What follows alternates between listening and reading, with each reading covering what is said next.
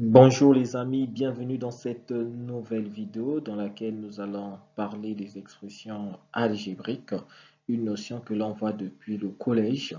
Et ici, nous allons le collège depuis la classe de cinquième généralement. Et là, nous allons traiter un exercice particulier, un exercice assez fréquent lors des épreuves mathématiques du brevet. Alors ici, sur ce diapo, je vous présente l'exercice qui va nous permettre de mieux comprendre le développement, la notion de factorisation, la notion de résolution d'une équation produit et enfin comment déterminer la valeur numérique d'une expression algébrique en utilisant soit sa forme factorisée ou soit sa forme développée. Alors, pour commencer ici, on va voir la première question où on nous demande de développer, de réduire et d'ordonner m suivant les puissances croissantes de x. La première des choses à faire, je rappelle encore l'expression de m ici qui est égale à 3x moins 4, facteur de 2x plus 3, moins facteur de 3x moins 4 de tout au carré. Et comme il s'agit d'un développement, je vais faire disparaître le carré ici. Ça veut dire, comme il est élevé au carré, je dois le reproduire combien de fois? Deux fois. Donc ici, j'aurai donc 3x moins 4, facteur de 2x plus 3, moins, ici le 3x moins 4, je le répète combien de fois? Deux fois. Donc si c'était trois fois, si c'était exposant 3, on devait le reproduire trois fois. Par la suite, là, je peux maintenant développer selon les blocs. Ça, c'est le premier bloc, et là, c'est le deuxième bloc. Donc ici, j'aurai quoi?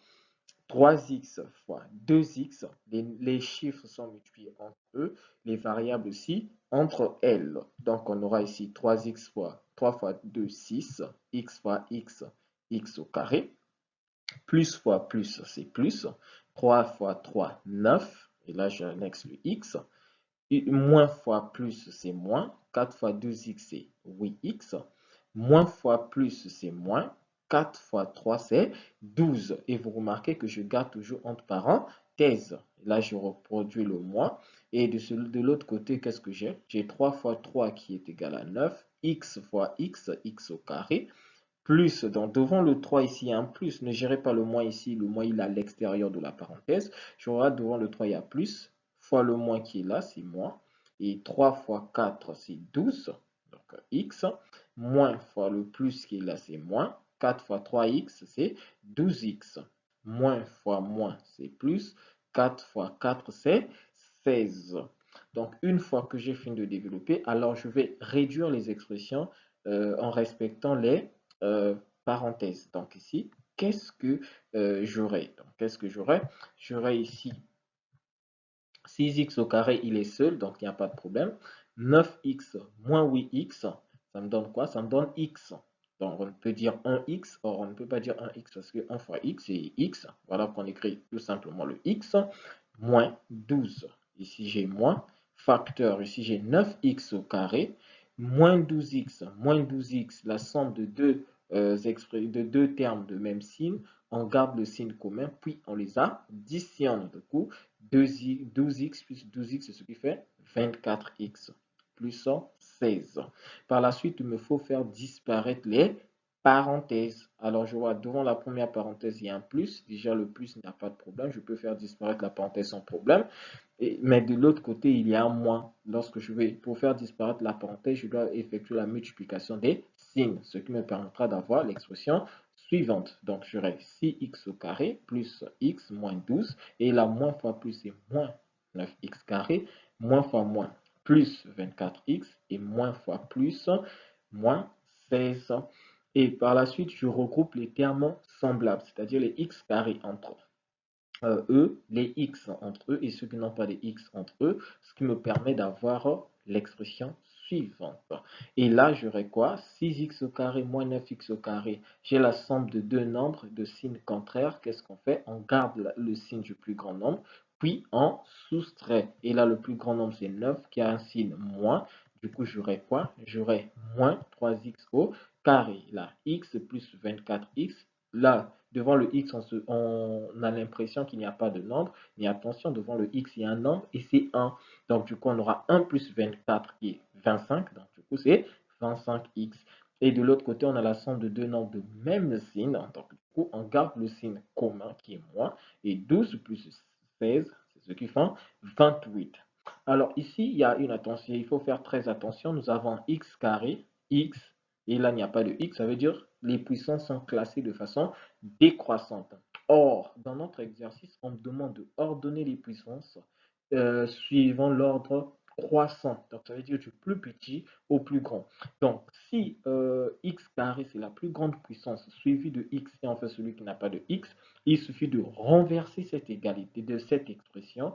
Du coup, on aura l'ordre suivant les puissances croissantes. C'est-à-dire, je commence par celui qui n'a pas de x, celui qui a le x et enfin celui qui a le x carré, ce qui me permet d'avoir l'expression suivante. Alors, pour la deuxième question, on me demande de factoriser m. Comment vais-je factoriser m? Alors, pour factoriser m, c'est très simple. Je vais d'abord rappeler l'expression de m. Or, factoriser veut tout simplement dire transformer la somme en produit. Alors, avant de transformer la somme en produit, je dois d'abord reconnaître mes blocs. Et la reconnaissance des blocs se fait à partir des parenthèses. Regardez, tout ça, c'est un seul bloc parce que les parenthèses ne sont pas séparées par un signe. Après la dernière parenthèse, j'ai un moins. Donc, ça, c'est le premier bloc et de l'autre côté, c'est le deuxième bloc. Mais au niveau du deuxième bloc, on a la présence d'une puissance. Il faut d'abord disloquer cette puissance. Donc, la parenthèse sera écrite deux fois. Donc, du coup, on obtient cette relation. Une fois que j'ai ça, j'ai le premier bloc, j'ai le deuxième bloc. La prochaine étape consiste à repérer dans chaque bloc quelle est la parenthèse qui se répète, c'est-à-dire quel est le facteur qui se répète. Donc ici, j'ai 3x moins 4, et là aussi je remarque, j'ai 3x moins 4. Bien que de ce bloc-là, il y a 3x moins 4 qui se répète deux fois, mais nous n'en avons besoin que d'un seul.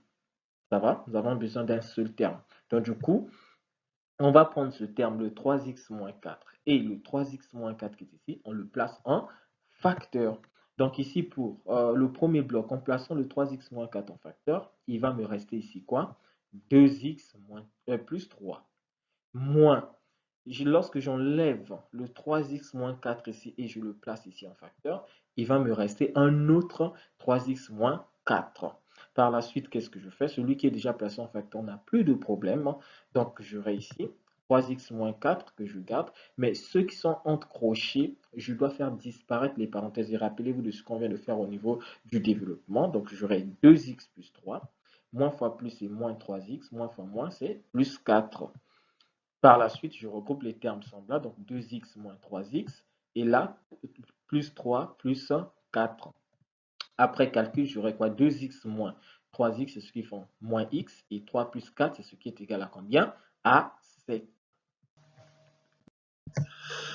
Pour la troisième question ici, on me demande de résoudre l'équation 3x moins 4, facteur de 7 moins x, qui est égal à 0. La première des choses à faire, je rappelle d'abord cette équation. Alors, il faut savoir que le produit de deux facteurs est nul si l'un des facteurs est nul. Ce qui me permet donc de dire que soit 3x moins 4 égale à 0 ou encore 7 moins x égale à 0. 3x moins 4 égale à 0, je balance celui qui n'a pas de x au deuxième membre, tout en sachant que tout membre qui change de signe, qui change de membre, change de signe. Ce qui va me permettre d'avoir 3x égale à 4 et de l'autre côté, j'ai moins x. 7 change de membre, change de signe, il devient moins 7. Et par la suite, le 3 vient diviser le 4 et le moins vient me tuer le moins qui est de l'autre côté pour me permettre d'avoir x égale à 4 sur 3 ou encore pour la deuxième équation, j'ai x égale à 7. D'où l'ensemble de solutions, c'est 4 sur 3 et 7. Et enfin, pour la toute dernière question, on me demande de déterminer la valeur de m pour le x qui est égal à 5 sur 3. Alors, comment faire pour déterminer cela? Alors, tu as deux possibilités. Soit tu utilises l'expression initiale, soit tu utilises l'expression développée, soit tu utilises la forme factorisée. Alors, moi, dans ce cas d'exercice, je préfère utiliser la forme factorisée. C'est ce que je rappelle ici. Et là, pour calculer le m pour x égale à 5 sur 3, vous pouvez très bien remarquer qu'on affecte à x la valeur 5 sur 3.